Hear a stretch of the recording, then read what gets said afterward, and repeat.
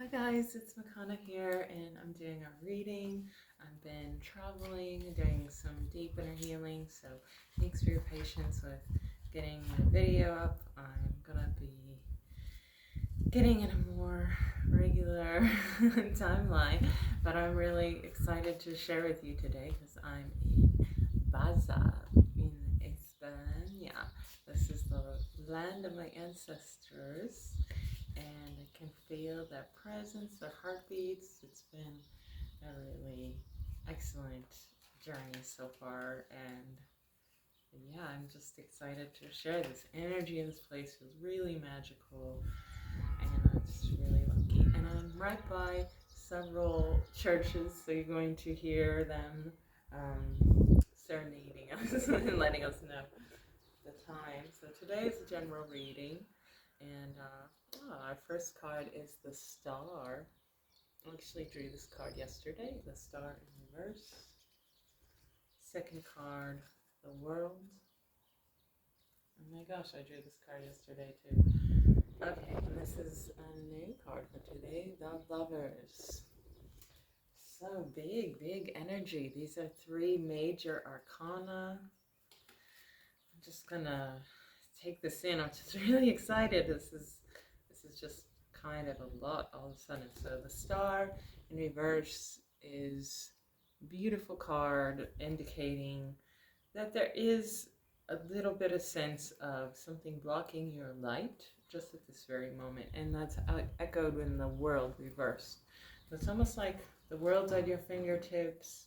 Your light is wanting to emanate brighter and brighter, and yet there's something that's just a little bit in the way of that. And with the Lovers here, that also kind of points to a possibility of this wonderful union. So what I see actually is this overcoming a block that has been huge for you. So you may have been experiencing a sense of being trapped by your ego or by an older version of yourself, being locked into someone you don't necessarily want to be, but you've been living into so long. It's like a shell, and you feel like you're ready to break out, but then you don't know what's on the other side. Like the world feels too big, too vast, and yet even that sense of vastness, even that bigness of the unknown, and what possibilities of stepping into the unknown, what frightening and wonderful things, but ultimately what changes you're confronting. So this is really kind of indicating a kind of ego death, these two cards together. And with the Lovers, especially as the final card here, this is telling us that there's a divine union awaiting us. So the bigger that we play our cards in the game of life, the more the universe supports us. It's not that we're risking it all and then therefore, oh, we're fools, we're not going to find anything on the other side. It's much more of that we're risking so much, we're bearing so much of our truth, bearing so much of our soul. Like, I don't know if you've ever had the experience of when you felt almost intimidated by another person, their sense of light, their sense of joy and wonder in the world, their intelligence, something about them intimidated you, and you saw them as this beautiful person, maybe an unreachable person, and then you tune into this part of yourself that's so insecure and it makes you feel small and stuck and like you can't say the right words, and then something just shifts, and maybe it's something they say or how they smile at you, some invitation that helps you step into your sense of worthiness and sense of presence, and just, you know what, I'm just going to let that go. I'm just going to discard that old shoe that doesn't fit and is rubbing on me and giving me blisters, and I'm going to step into this new beautiful dance shoe that allows me to dance in this new arena that is inviting an elevated step, that is inviting me to play much bigger, that is inviting me to stand on my toes a little more, stand a little taller, and to be the most sublime expression of myself, which I know is there, is always there, and she's always with you. she, he, they, but speaking from the divine feminine, the sacred feminine energy is a surrendering. So just surrender to that softness of I don't have to be or try or fix or change or judge myself or control the situation. I can literally just surrender and be and invite my higher sublime self to play. And I'm going to be met by something beautiful, by this divine union.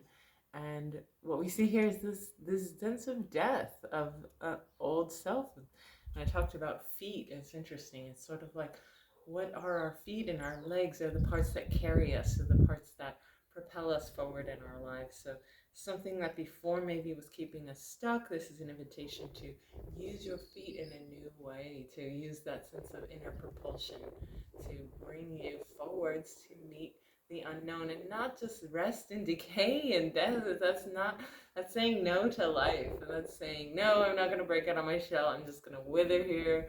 And that's not what life is asking of you. It's literally just asking you to come out and meet it, and it will reward you. Yes, for these big, divine, daring expression of you in this big, divine, bold action of stepping into the unknown.